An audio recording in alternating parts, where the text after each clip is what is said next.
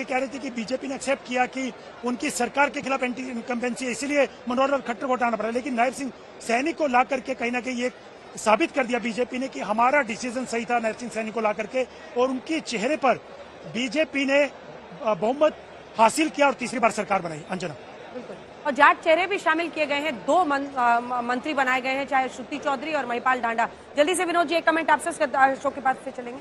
देखिए, श्रुति चौधरी और महिपाल ढांडा 2 जाट मंत्री बनाए हैं। दरअसल जब 2014 में जब बीजेपी पहली बार हरियाणा में जीती थी तो जाटों के एक बड़े सेक्शन का वोट बीजेपी को मिला था। उसमें कैप्टन अभिमन्यु और कई कुछ जाट नेता हुआ करते, चौधरी वीरेंद्र सिंह भी आ गए थे। लेकिन खट्टर जी के पिछले कार्यकाल में जाटों की नाराजगी हुई। आपको याद होगा एक जाट आंदोलन हुआ था आरक्षण को लेकर, जिसमें गोली वोली चली थी, कई लोग मारे गए थे। तब से जाटों में एक नाराजगी हुई, फिर किसान आंदोलन हुआ, फिर पहलवाना का मुद्दा आया, तो जाट बीजेपी से दूर हो गए और कांग्रेस ने उसको बनाने की कोशिश की इस चुनाव में। 2019 में भी की थी, 2024 में की थी। अब जबकि सरकार तीसरी बार बनी है भाजपा की, और भाजपा इस कोशिश में है कि सभी वर्गों का उसको वोट मिले, वो जाटों को भी अपने से अलग नहीं रखना चाहती है। पिछली कैबिनेट में तो उन्होंने दुष्यंत चौटाला के साथ गठबंधन ही किया था, वो जाटों की पार्टी मानी जाती है जेजेपी, और चौधरी रंजीत सिंह चौटाला जो इंडिपेंडेंट थे वो भी उनके साथ थे, देवीलाल जी के बेटे। इस बार उनको जाट चाहिए थे क्योंकि दुष्यंत चौटाला के साथ गठबंधन भी नहीं है, रंजीत सिंह भी पार्टी छोड़ के रिबेल हो गए हैं, कैप्टन अभिमन्यु चुनाव हार गए। इसलिए श्रुति चौधरी जो कि बंसीलाल जी की पोत्री हैं, किरण चौधरी की बेटी है, जाना पहचाना चेहरा है, वो परिवार जाना पहचाना है हरियाणा की राजनीति में, इसलिए उनको लिया गया है। और ढांडा साहब जो है वो भाजपा के अपने ओरिजिनल हैं। तो भारतीय जनता पार्टी अपने नेताओं को तैयार कर रही है। सबसे बड़ा टेक अवे आपके लिए क्या है इस मंत्रिमंडल में? एक टेक अवे, सबसे बड़ा टेक अवे यही है कि सारी जातियों का समन्वय स्थापित करने की कोशिश की गई है एक ओबीसी लीडर की लीडरशिप में। एक ओबीसी लीडर खुद सैनी समाज से आते हैं, नायब सिंह सैनी। आशुतोष है क्या हमारे साथ? आशुतोष जी, आशुतोष जी, आपके लिए सबसे बड़ा टेक अवे क्या है इस पूरे मंत्रिमंडल को? अगर हम देखें तो एक एक की पहचान आप सुन ही रहे होंगे, सबसे बड़ा टेक अवे आपकी नजर में? देखिए, जो विनोद जी कह रहे हैं, मुझे लगता है विनोद जी की बात काफी हद तक सही है कि सारी जातियों को इसमें एक साथ समन्वय करने की कोशिश की गई और सबको रिप्रेजेंट करने की कोशिश की गई है। हरियाणा के अंदर एक शब्द का बार बार इस्तेमाल होता है सारी राजनीतिक पार्टियां के, 36 बिरादर।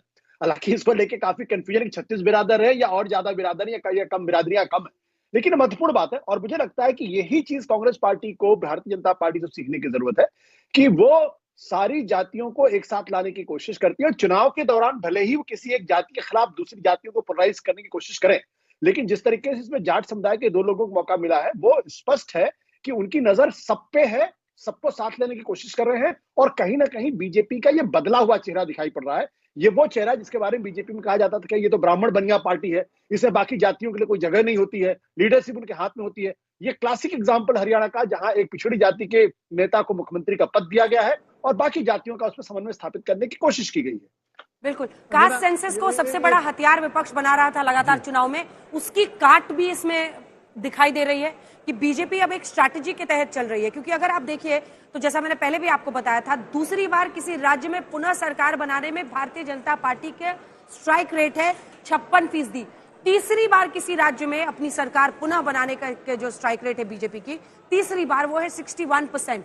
तो ये दिखाता है कि जो वक्त की मांग होती है उस हिसाब से अपने आप को बीजेपी मोल्ड करती हुई दिखाई दे रही है। Flexible to all kinds of strategies इसको अंग्रेजी में 2014 के बाद की जो बीजेपी है वो इस मामले में बिल्कुल काफी उसने महारत हासिल की है कि किसी भी राज्य की परिस्थितियां और सामाजिक स्थितियों के हिसाब से वो अपनी स्ट्रेटजी तय करे और अपनी दलों वर्गों की भागीदारी सुनिश्चित करे। यही काम हरियाणा में कभी कांग्रेस करती थी। भजन लाल के नेतृत्व में आप अगर देखिए तो उसमें पंजाबी भी थे, उसमें बिश्नोई भी थे, उसमें खत्री भी थे, उसमें यादव अहिरवाल पूरा राव, इंद्रजीत के पिताजी राव वीरेंद्र सिंह बहुत बड़े नेता होते थे, शैलजा के पिता चौधरी दलबीर सिंह दलित समाज से आते थे, बंसीलाल जी जाट समाज से आते थे, और भजन लाल खुद जो है बिश्नोई समाज से थे। पंडित भगवत दयाल शर्मा जैसे ब्राह्मण समाज के नेता थे। तो कांग्रेस ने 36 बिरादरियों का समन्वय बना करके हरियाणा पे लंबे समय तक राज किया। और तब चौधरी देवीलाल की पार्टी जो थी वो जाटों की पार्टी मानी जाती थी।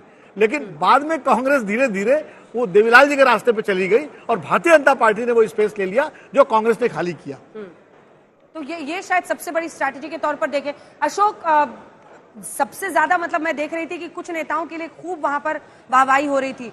लोकप्रियता के पैमाने पर देखें तो ये सभी लोग वहां पर जो आज मंत्री पद की शपथ ले रहे थे, सबकी लोकप्रियता, क्योंकि अभी अभी चुनाव जीत कर आए हैं, कुछ इसमें ऐसे हैं जो एक पहली बार जीत कर आए हैं, कुछ ऐसे भी हैं जो कई बार जीत के पहुंचे हैं। जो वरीयता के नजरिए से अगर हम देखें तो अनिल विज 7 बार के विधायक हैं, तो वहीं 1 बार के विधायक आरती राव और गौरव गौतम भी हैं,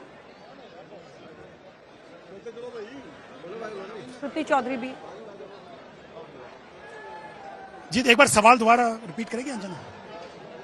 अशोक, मैं कह रही थी कि लोकप्रियता तो सभी नेताओं की होगी, कुछ मंत्रियों पर खूब वाहवाही हो रही थी, लेकिन दिलचस्प ये है जी अंजना, अपना सवाल। 7 बार के विधायक रह चुके अनिल विज भी इस मंत्रिमंडल में शामिल किए गए हैं, तो पहली बार के 1 बार के विधायक आरती राव, गौरव गौतम और इससे पहले सांसद रह चुकी हैं श्रुति चौधरी, लेकिन विधायक पहली बार। अरविंद शर्मा सांसद रह चुके हैं लेकिन विधायक पहली बार।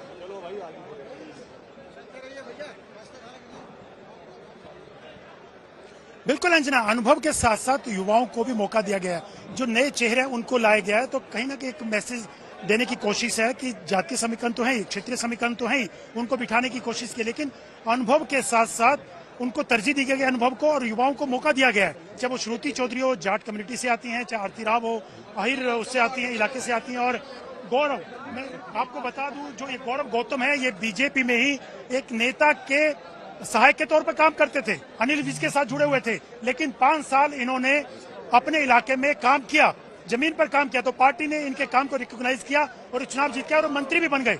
अनिल जैन के साथ ये जुड़े हुए थे, उनके सहायक के तौर में काम किया उन्होंने कई साल तक, और उसके बाद अपने क्षेत्र में जाकर के काम किया और चुनाव जीते, तो इनको मौका दिया गया क्योंकि संगठन के आदमी रहे हैं, संगठन में नेता के साथ जुड़े रहे, तो कहीं ना कहीं अनुभव को तरजीह के साथ साथ युवाओं को मौका दिया गया। तो पार्टी की कोशिश यही है कि कहीं ना कहीं सबको साथ लेकर के, चाहे जातीय वो जाट कम्युनिटी की बात हो रही थी, जाटों को इसलिए पहले भी पिछली सरकार में भी जाट को प्रतिनिधित्व दिया गया था, लेकिन हमेशा से बीजेपी पंजाबी और बनियों की पार्टी मानी जाती है, लेकिन वो चीजें बहुत पीछे चल गई। 2014 के बाद अक्रॉस द जातीय समुदायों को लेकर के बीजेपी साल चलती रही है, लेकिन हरियाणा में खासतौर से जाट कम्युनिटी में एक नाराजगी देखी जाती थी, लेकिन इस बार के चुनाव में बेशक जाट वोट उतना ना पड़ा हो बीजेपी को, लेकिन जाटों का वोट भी बीजेपी को मिला, तभी तो 48 सीटें आई, इसलिए जाटों को भी प्रतिनिधित्व दिया गया है अंजना। लेकिन इतना जरूर है कि अनिल विज जो नाराज चल रहे थे नैब सिंह सैनी सरकार में, पिछले जब नैब सिंह सैनी को मुख्यमंत्री बनाया गया था मनोहर लाल को हटा करके, तब उन्होंने साफ तौर से खुला विरोध किया था और बनने से इनकार कर दिया था कि मैं नैब सिंह के अंडर काम नहीं करूंगा, उनके मुख्यमंत्री के अंडर काम नहीं करूंगा उनका रहते हुए। बीच में बयान भी बहुत आए थे उनके, लेकिन इस बार खुद नैब सिंह सैनी ने 7:20 पर सुबह उनको मंत्रिमंडल में शामिल होने का न्योता दिया और उन्होंने स्वीकार किया। सियासत बड़े बड़ों को कुछ ना कुछ सिखा ही देती है। बड़ी खबर पर हम लगातार बने हुए थे। नायब सिंह सैनी ने दूसरी बार और बीजेपी की तीसरी बार हरियाणा में सरकार बन गई, शपथ ग्रहण समारोह आप देख रहे थे।